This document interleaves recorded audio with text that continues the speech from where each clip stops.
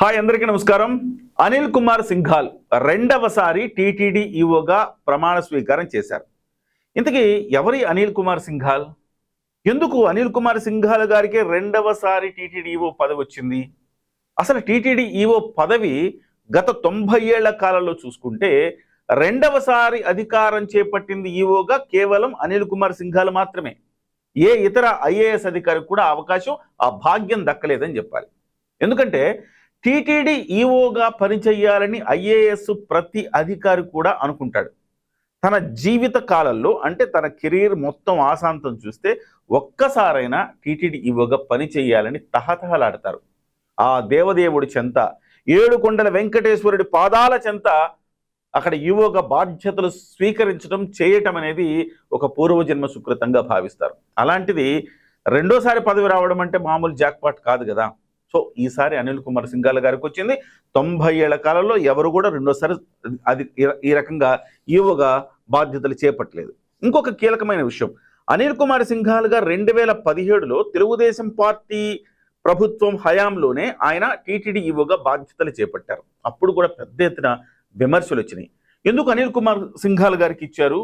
ఆయన ఉత్తరాది అధికారి కదా, సో అంటే తెలుగు ఆఫీసర్ కాదు కదా. సో ఇది మన ప్రైడ్. వెంకటేశ్వర స్వామి అంటే తెలుగు రాష్ట్రాల్లో ఉన్నాడు కాబట్టి అది మనకు ఒక ప్రైడ్.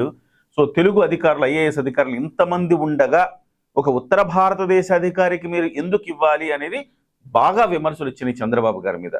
అయినా చంద్రబాబు గారు ఆయనకు సమర్థత మీద నమ్మకంతో ఆయనకి ఇవ్వటం జరిగింది. మళ్ళీ రెండోసారి కూడా ఇవ్వటం జరిగింది. చాలా మందికి డౌట్, ఏంటి అనిల్ కుమార్ సింఘాల్ గారి ప్రత్యేకత అని. అనిల్ కుమార్ సింఘాల్ గారు 1970 అక్టోబర్ 15న ఉత్తరప్రదేశ్లో జన్మించారు. ఆ తర్వాత ఆయన బీటెక్ చేశారు, ఎలక్ట్రానిక్స్ అండ్ కమ్యూనికేషన్స్లో బీటెక్ చేశారు. ఆ తర్వాత 1993 బ్యాచ్ ఐఏఎస్ ఆఫీసర్గా ఆయన బాధ్యతలు చేపట్టారు. తెలుగు రాష్ట్రాల్లో ఆయనకి బాధ్యతలు ఇవ్వటం జరిగింది. అక్కడి నుంచి ఆయన అనేక జిల్లాలకు, నెల్లూరు, చిత్తూరు, గుంటూరు, ఈస్ట్ గోదావరి ఇలాంటి జిల్లాలకు కలెక్టర్గా బాధ్యతలు చేపట్టారు. అలాగే వివిధ హోదాల్లో ఆయన పనిచేశారు. సో 2017లో ఆయనకు తెలుగుదేశం ప్రభుత్వ హయాంలో ఆయనకు ఈవోగా బాధ్యతలు ఇవ్వటం జరిగింది. అంటే 2 ఏళ్ల పదవీ కాలం ఉంటుంది. 2019 ఆయన పదవీ కాలం అయిపోయిన తర్వాత కూడా జగన్మోహన్ రెడ్డి గారు ఆయన కొనసాగించారు. ఎందుకంటే ఆయనకు ఆ సమర్థవంతంగా పనిచేస్తారన్న ఉద్దేశంతో, వివాదరహితుడు కాబట్టి. ఆ తర్వాత కొన్నాళ్ళ తర్వాత ఆయన అక్కడి నుంచి వెళ్ళిపోయారు. వెళ్ళిపోయిన తర్వాత 2020 ఇప్పుడు ఈ క్షణం ఆయన ఎడ్యుకేషన్ డిపార్ట్మెంట్లో కేంద్ర సర్వీసుల్లో ఉన్నారు. అడిషనల్ సెక్రటరీగా పనిచేస్తూ ఉన్నారు. మళ్ళీ ఆయన అక్కడి నుంచి తీసుకొచ్చి ఇక్కడ ఈవోగా వేయటం ఏమిటిది అంటే అనిల్ కుమార్ సింఘాల్ గారి యొక్క సమర్థత. ఆయన అత్యంత సమర్థతతో పనిచేశారు.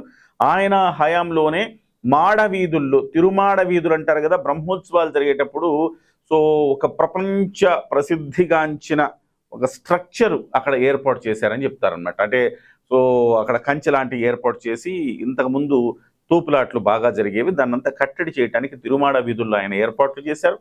అలాగే గతంలో లేనంతగా ఉండి ఆదాయాన్ని పెంచారు, సౌకర్యాలు పెంచారు.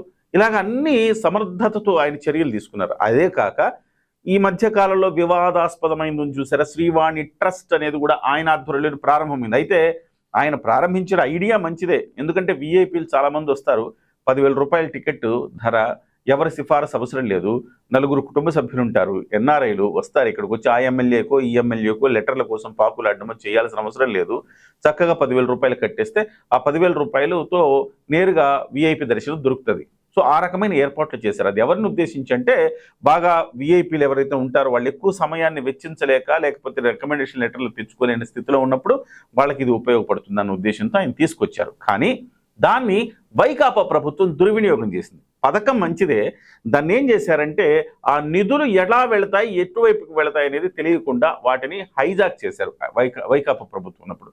దాన్ని మళ్ళీ తెలుగుదేశం ప్రభుత్వం వచ్చిన తర్వాత పూర్తి స్థాయిలో నిధులు వెంకటేశ్వర స్వామికి సన్నిధికి వెళ్ళేట్టుగా చేశాయి.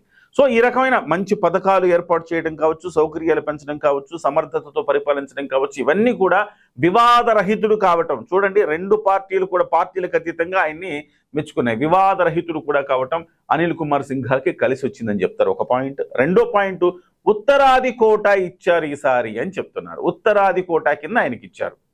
సో కూటమి ప్రభుత్వం, బీజేపీ వాళ్ళు కేంద్ర ప్రభుత్వంతో సఖ్యతగా ఉండాలి, ఒక ఉత్తరాది అధికారికి కూడా ఇవ్వాల్సిన బాధ్యత ఉంది అని చెప్పేసి అటువైపు బీజేపీ కోరిందన్న ప్రచారం ఉంది. అందుకే అనిల్ కుమార్ సింఘాల్ అయితే గతంలో కూడా మనకు అమికబుల్గా వర్క్ చేశారు కాబట్టి, సమర్థుడు కాబట్టి, వివాదరహితుడు కాబట్టి ఆయనకి ఇద్దామని తెలుగుదేశం, ఈ కూటమి ప్రభుత్వం భావించింది అని చెప్తారు. పైగా ఆయన హిందూ ధార్మికత ఆయనకి ఎక్కువ.